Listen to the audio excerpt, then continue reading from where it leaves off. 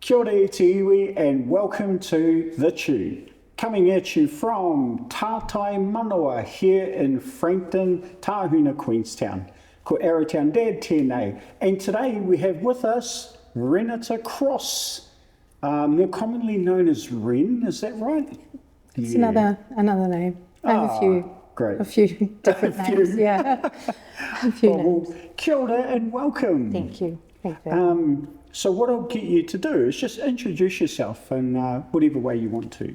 Okay. Whakalofalai atu. Kia mutorosi ko hingoha ko Renata Cross. Haua he mutuko Niue. My name is Renata and I am a Aotearoa from Auckland, a Niue Aotearoa from Auckland. Yay! Yeah. Lovely. Really nice to meet you. So thank you for coming along today. Thanks for having me. Yeah, I understand you currently live in Tāmaki Makaurau in Auckland. Yeah. Right.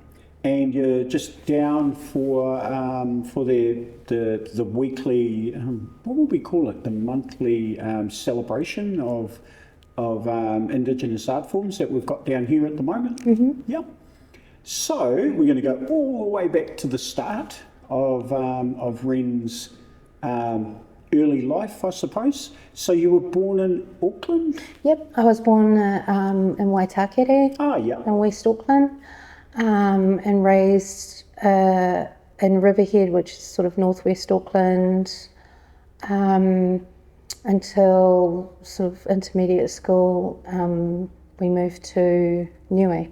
Oh, yeah, really? Family moved to Niue. How old were you when you moved to Niue? About 10, 11, Yep. around that. Yep. Yeah, in the mid-90s.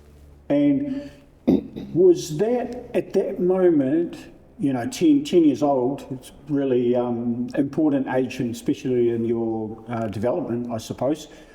Was it a bit of a culture shock at the time, moving over to live in the island?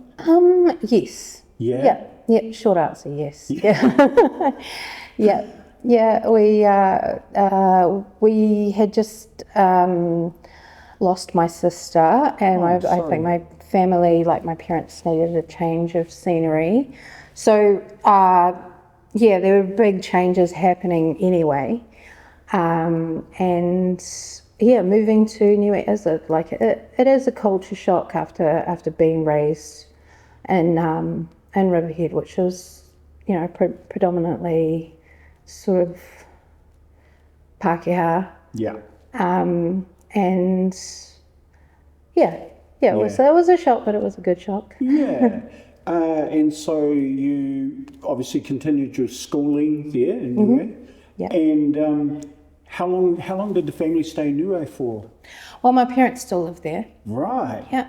My brother and sister, both older than me, they left before me. Yeah. So as they came of age, they left one by one, and then I left when I was about 17, 18 as well. So came back to Tāmaki Makaurau and just, did a bit of growing up. Yeah, fair enough. But went back and forward, Yeah. When you came back, so I would assume it was after you finished high schooling? Yeah. Did you work at all before you came back, and did you work in Niue before you came back, or? No, not really, not outside of the family. Yeah. The family business. Mm-hmm.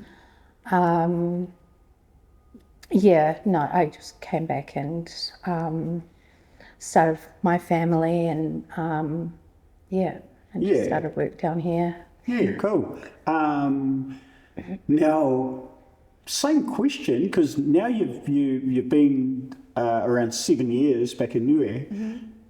Did you find a little bit of a culture shock coming back to New Zealand? Yeah. It wasn't. It was what I remembered, but I had all these new layers of identity. Right. So I suppose in a way I had more tools, but my heart was sort of split in both places. Yeah, right.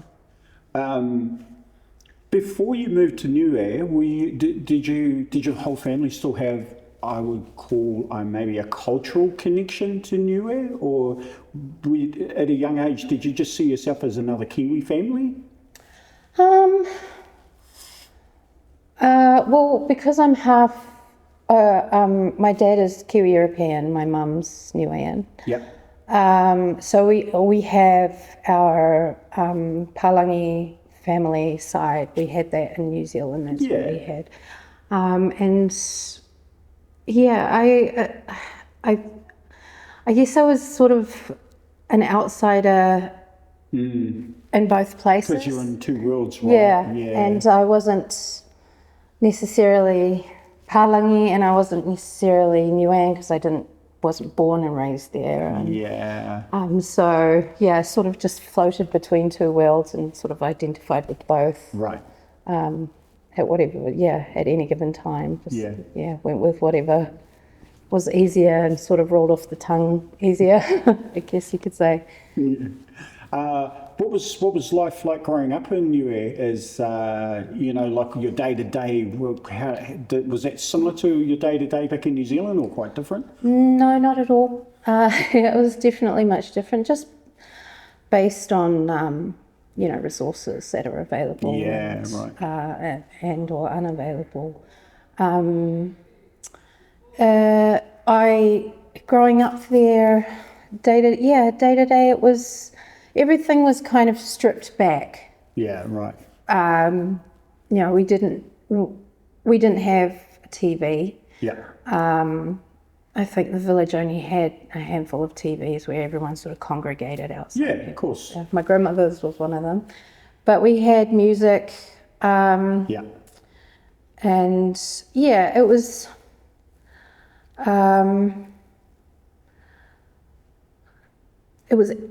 simple. Yeah. It was much more simple. Yeah.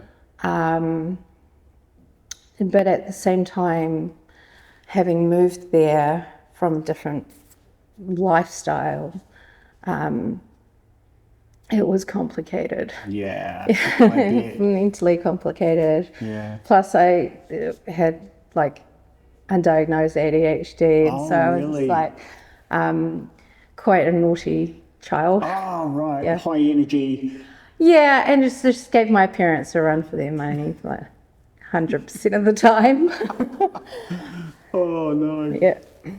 So now that you're back in Auckland, I guess did you just go straight into the workforce, or actually the other thing is you still have family in Auckland, right? Yeah, I had my brother and sister here when I moved back to Auckland. Yeah. My grandparents and my extended family. Yeah. My partner at the time, I had his family. So, New Zealand was still here for me. Yeah. And Yeah. And what did you do once you got back to Auckland? I started my family. So yeah, I had my oldest son, and Nice. I've sort of done bits and pieces since coming of age. I've done all sorts of things. Yeah. That just sort of worked my way through everything and decided what I like and don't like, and just a bit of study.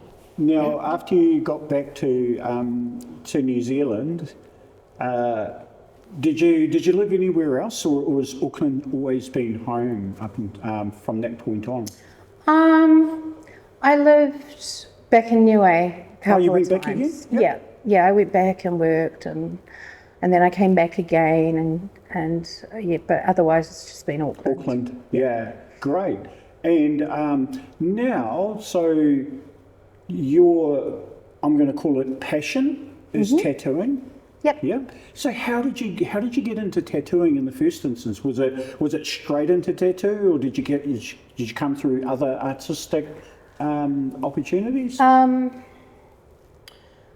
Well, my parents are both artists. Right. Yeah, so they're both masters of their craft. Right. My mother is a weaver, and my dad is a photorealist painter.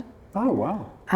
So I was always in an artistic environment. My siblings are all artists, and tattooing wise, when I was a teenager in Niue, my friend showed me a little dot she did using a lime thorn and some charcoal soot. A lime thorn? Yeah, they've got really big lime thorns. Yeah, right, the thorns. Yeah, and she showed me this method, and it blew my mind.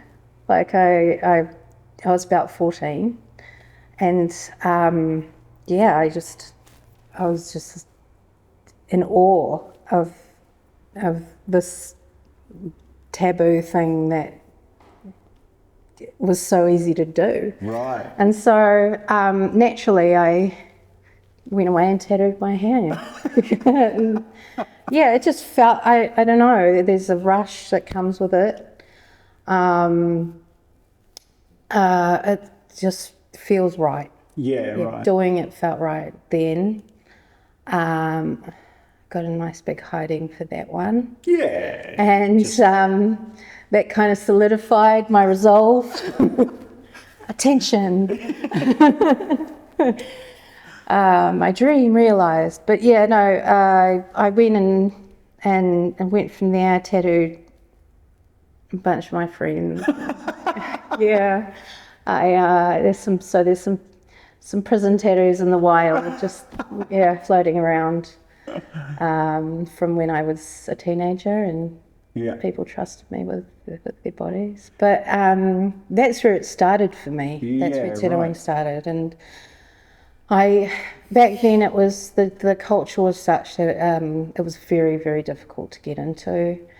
Tattooing culture in New Zealand, and it wasn't as mainstream as it is today. So I studied music and eventually came back to it because I always talked about it, and I dabbled in it here and there, but I never really gave it the time that it needed. And I just feel like things manifest themselves when they're supposed to. So. Yeah, absolutely. Yeah.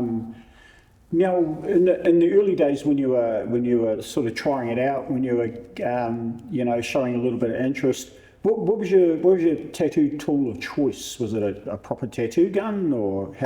Back in high school? Yeah. Oh yeah, no. I did. So on the island, we didn't really have access to anything to purchase, but and as a teenager, I didn't have the money, quite frankly. But I built a really crude rotary machine out of it had a fan motor mounted onto a 2x4. It was terrible and beautiful, but it was.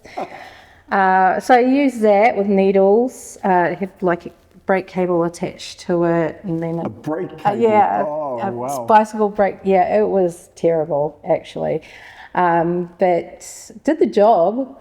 Yeah, and it had this pen at the end of it, but instead of a ballpoint, it had a little sewing needle, sort of like.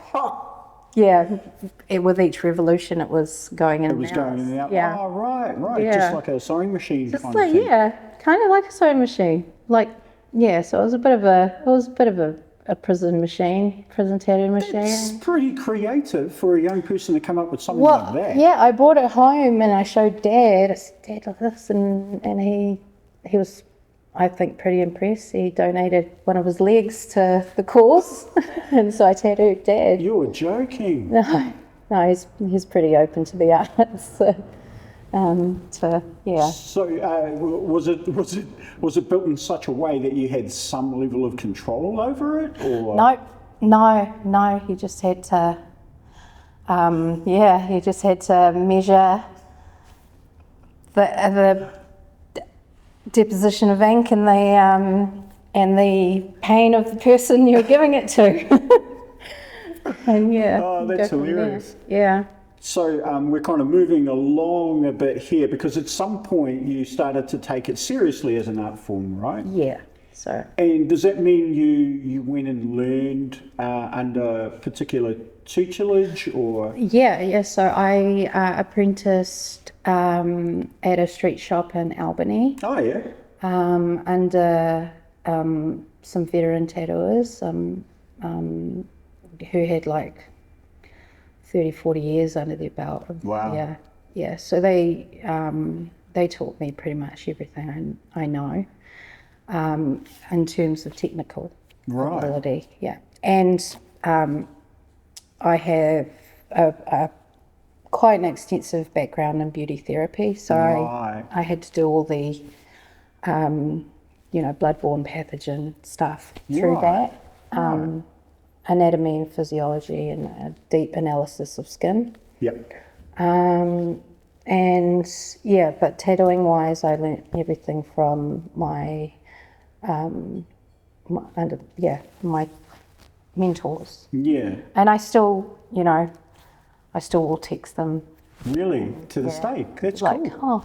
What do I do here? And they're like, oh, I would do this. And And so how did you meet them in the first instance? Did you just it was just by chance. Right. My son and their daughter were friends in primary school. Oh, wow. And I just said, they gave me a chance. Yeah. I otherwise probably wouldn't have put myself out there. I would have had to have been self-taught. Yeah. But I got an extraordinary opportunity through them. Yeah. Yeah. Which I'm so thankful for. Yeah. And so the tattooing itself, do you come up with the designs? Do you kind of mix and match what you find, searching designs? How does the choice of what you're going to tattoo work? Well, my dream was always to be like your traditional Western tattooer in a street shop and have a good grasp of most styles. Yeah, that was my dream. Right. However, I am a tattooer and I am Niuean, so I always knew that I was going to be doing Niue style tattoos. Right. So it's just another facet to tattooing for me is giving people something Niuean and having an understanding of our traditional artwork and art forms and iconography. So it really depends on the customer. So if I was to do a walk-in, they would just take something off the wall usually or whatever I've got available. Or if I'm doing a custom piece that is American traditional, then that's how it starts with consultation. Yeah, right. When it comes to Niue tattooing, though, I usually know the person or I know their family, or I know their village. Right. So I'll do a bit more research into who they are and what they want and what story they want to tell with their tattoo. So is the cultural approach to Niuean tattooing, is it similar to Māori in that you tell stories through designs and patterns? So that's how I would try and do it. Right. But we don't have a tattoo tradition. It's not a recorded tattoo tradition. Like there's no images or stories or anything from Niue that say we have a tattoo tradition. Although my grandmother's grandmother apparently was tattooed. I just have no reference. Wow. Other than word of mouth. So the missionaries didn't record anything. Didn't record anything? No. Right. So there's a handful of tattooers that are from Niue or Polynesian tattooers that are, are starting to do Niue style tattoos, and that they've taken from traditional art forms like our hiapo, which is tapa cloth, and applying them to tattoo medium, through tattoo medium, making them more tattooable and aesthetic to tattoo. And so there is a movement happening out there, and we're hoping to collectively, I suppose, establish something. Wow. Some kind of tradition. So you're really you're part of the forefront of coming up with this new design. Of tattooing? Yeah, for what you might want to call a new Niuean style of tattooing.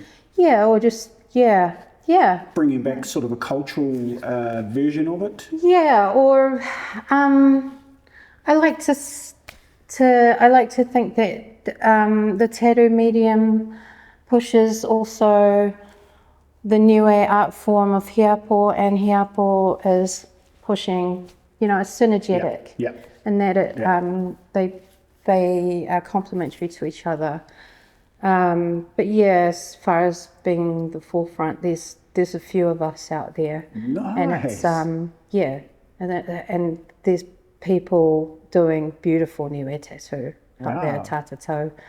Just beautiful stuff is coming out. So yeah. That's got to feel good to be part of something that's sort of starting a revolution, I guess. Yeah, it's exciting. It's exciting to see as a tattooer. Yeah. And as a Niue person. Yeah. It's definitely exciting. Do you find that some of the designs you're talking about are unique to Niue? Yeah, we have a distinctive Niue iconography. Yeah. Nice. Yeah, and it's very, for lack of a better term, it's very haphazard, but it's flowing and organic. It's not stamped. Yeah. Like other islands have perfect patterns, perfect sizes, perfect repetition. Ours is more freehand. Right. And flowing and organic is probably the best way to put it. Nice. There's not a lot of symmetry. Oh, okay. Yeah. So making something, taking from Niue art forms and making them aesthetically tattooable. Yeah. It's quite difficult, is it? Yeah, it is a little bit. It can be, because you do want to stay true to Niue art form. Right, Yeah. got it. Yeah. So you've come from an arty family, so that was sort of before the tattooing came out, just being able to draw designs came naturally to you? Yeah, I did need to practice. Yeah. We can all get rusty even if we do have an extensive art background. I did need to I still work on that to this day, just being a better drawer. Yeah. As a tattooer, that's pretty much your fundamental. Yeah. They make you draw and draw and draw until until they're happy, and then they'll let you tattoo. Oh. So how long did you spend in the early days of being tutored before you felt comfortable sort of really getting into tattooing? It would have been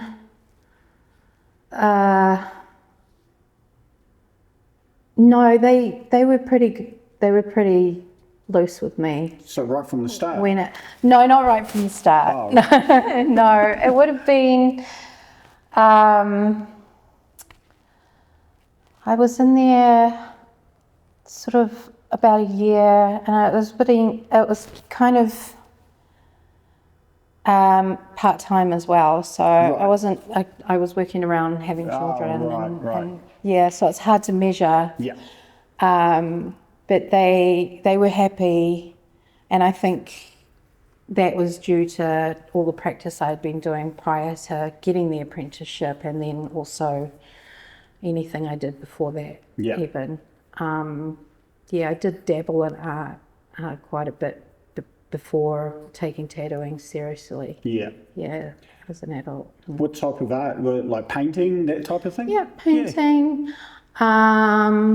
I did a little bit of blocking in for other artists, and I enjoy working with colour. Yeah, right. That's something I love about both art and tattooing. Yeah. Even graphic design and working with tools like Procreate and Adobe Illustrator. Yeah. Yeah, using those. And just basic sketching. Yeah. Yeah. Now, one thing that comes up, I know sometimes Māori traditional tattooing is about using traditional designs on non-Māori, you know, and so there's a little bit of discussion that goes on in that area. How, are you okay with using traditional, what you're creating as traditional Niuean patterns on people who aren't Niuean? I am. Simply because I mean, there's lines that I wouldn't cross. Of course. Like if it was a family, like crest, for example, like I wouldn't use that, or any of the iconography. It's a tough one for me because the art form itself is my language.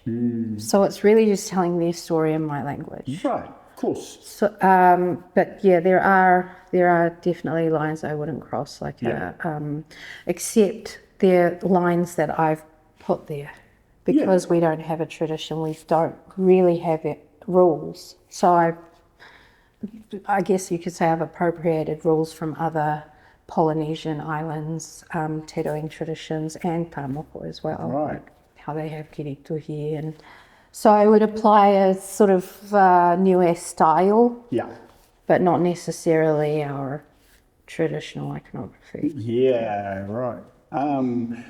So did you spend a little bit of time doing research on other tattooing styles, other tattooing culture styles, like around the rest of the Pacific Islands? Yeah, in the world, and I continue to. Nice. Like, I'm super interested in that. Nice. My kid's father, he is from Chile. He's Chilean born, so they have their own sort of symbolism that I'm delving into at the moment. And it's just all interesting. Yeah, really interesting. Some of the tribes, I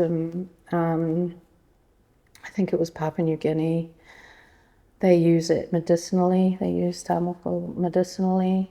Medicinally? Yeah. How does that work? So recently I had a client who told me about this. So when you tattoo the skin, because it's foreign substance in your skin, your body is always trying to reject it. And that's how you see old tattoos, how they've aged. It's because your body's trying to push it back out. Right. And while it's doing that, you've got a buildup of white blood cells doing that because they rush to whatever is foreign or illness or whatever. So our white blood cells are constantly trying to fix the invading things. So if you've got a tattoo, the theory is, if you've got a tattoo, say, around your joints, which is what one of the tribes that I researched do, you've got these white blood cells that gravitate towards this tattoo. And so you've constantly got the fixer cells in that space, in that area at all times. Oh my God. So that's a theory. Thought about that. That kind of makes sense to me. It does make sense. And I don't want to say that I know that for sure. I'm not a doctor or a cultural practitioner. But I thought that was very interesting, and so I, delved further into uncovering. They have uncovered Otzi in northern Italy, mummified corpse, and he was covered in tattoos. It's thousands of years old, and in the Alps, and so tattooing's from everywhere. Wow. Yeah, and that's really cool. I do nerd out on tattooing. Across the board. I mean, that's great, because it's easy just to do the thing you enjoy, but going out and researching how other people approach stuff can really help develop, what your final version of your skill set might be. As far as appropriation goes and tattooing Niue tattoos on non-Niuean people. It's not everyone, not all tattooers are going to feel the same way. Absolutely. And not all Niueans are going to feel okay with. Absolutely. Yeah. So I'm still learning. I'm still making rules for myself. Yeah. And yeah. Yeah, that's the reason I asked, because I know that it's quite there's quite heated discussion about that within Māori circles as well. Yeah. So, I do consult my mum for a start. She's she's the last word on everything that, like, when it comes to our culture for me. And I asked her, and she said, "Well, how else are we going to get out there? We could, it's it's sharing." Yeah. So I needed to figure out what lines, where am I drawing the lines, and Yeah. Do you find any challenges, any personal challenges within this realm of cultural tattooing? Either as a female or as a person doing cultural tattooing. Do you come across any challenges?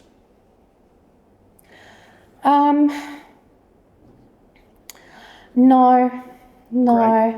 That's good news. I think the challenges, and for the most part, I put them there. Right, right. You're hard on yourself. I'm hard on myself, and I worry about what others think a lot, and I know that a lot of people feel that way.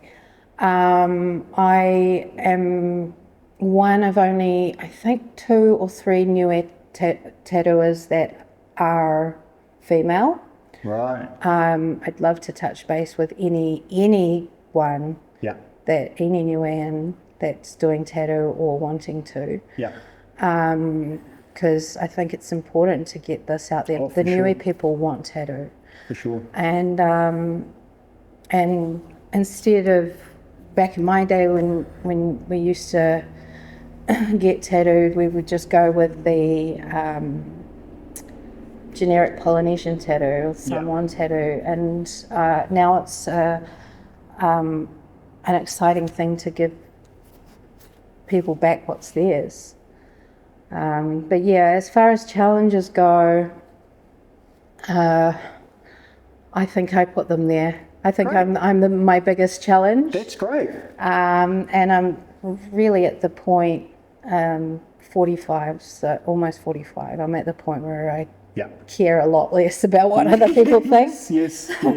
I know that feeling. I'm even older than that, but I've gone through that, and I'm still in that phase, and I love it. Yeah. I love being unapologetically me. Yeah. And don't feel like I have to worry about being judged anymore.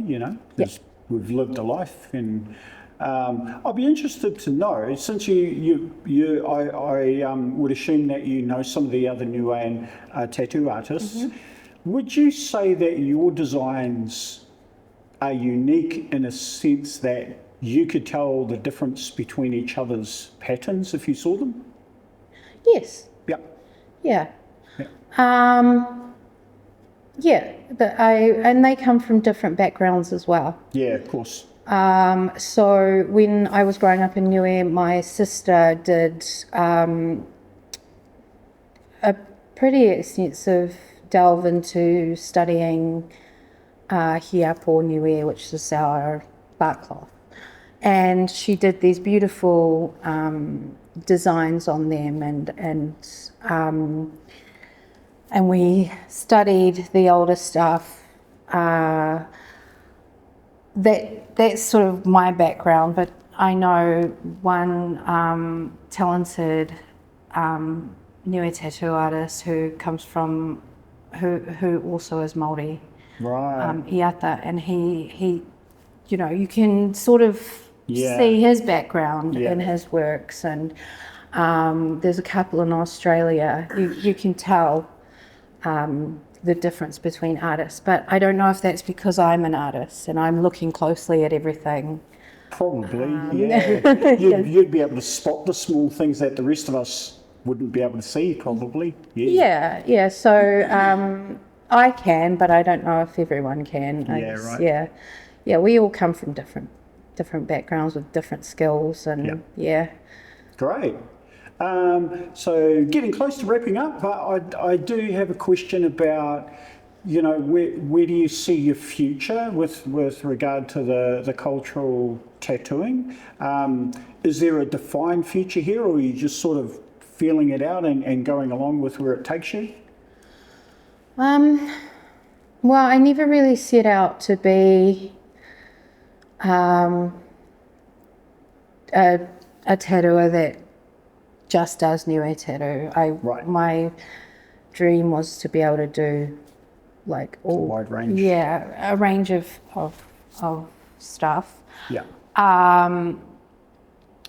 But I just kind of got forced into it by people wanting Niue tattoo, if I'm honest. I knew I was always going to do it. I just, as far as that goes, I just hope to be part of pushing that new tradition. Yeah, pushing a new tradition. I don't see anything clearly of what's coming. I didn't know I was going to come down here. Yeah, okay. Yeah, so things keep on popping up and ideas keep on popping up, and I'm just sort of going with it. And also I go back to Niue quite regularly now, as my parents get a bit older, and I, you know, every time I connect with the land and the ocean, I you know, something new pops up. Yeah, right. I meet someone, and yeah, it's just I'm sort of going with it based on what comes to me organically and naturally, and yeah, I don't have a plan. Great. But I love tattooing, so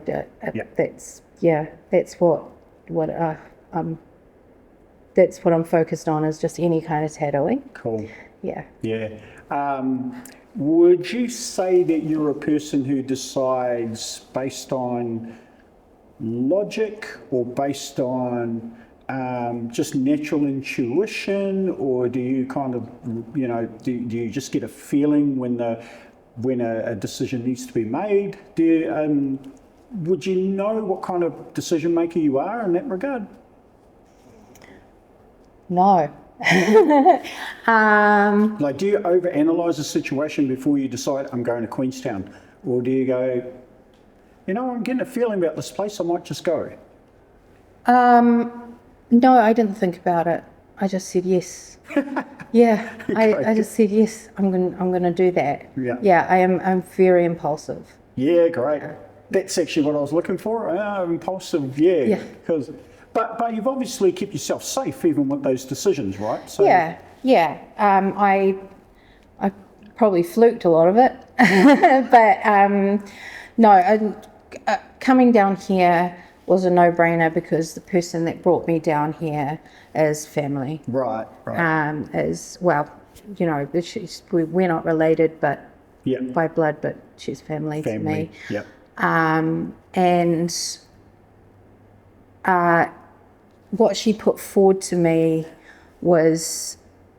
gave me a lot of the control of the reason why I'm coming down here, the workshop, and that always matters to me. If you're going to try and fit me a circle into a box, then I'm not going to resonate with that. Yeah. And yeah, so there are limitations. I'm not that impulsive. Of course. But they have got a lot to do with flexibility and control, and being able to be a parent while I'm doing it, and making sure, you know, my family is okay, and everything is based around that. And, great. If it works, then it works, and if it doesn't, I won't do it. Fair enough. Well, we're really close to wrapping up now, but before we wrap up, I've got just a couple of simple, light-hearted questions to ask you. I didn't prep you in advance, but hopefully they might be easy answers. Here we go. Okay. So what's your favourite song on your Spotify playlist, if you have one? I haven't opened Spotify in a little while. But I like, actually, I think it's Wagon Wheel. Oh, really? Yeah, I think it's Wagon Wheel. Whose version? It's a newer version. I can't remember the name of the band, but I know it's on repeat. Yeah. Love it. Yeah, I ride horses up in Auckland, and I'm in my cowboy era. So yeah, and Red Clay Strays as well. Yep. Yeah, Wondering Why. That song actually, that was on Nice. repeat before I left. Yeah. Great, I'm going to have to check that out. Last one, if you could have dinner for one night with anyone, past or present, who do you think you'd like that person to be? Wow, that's another hard one.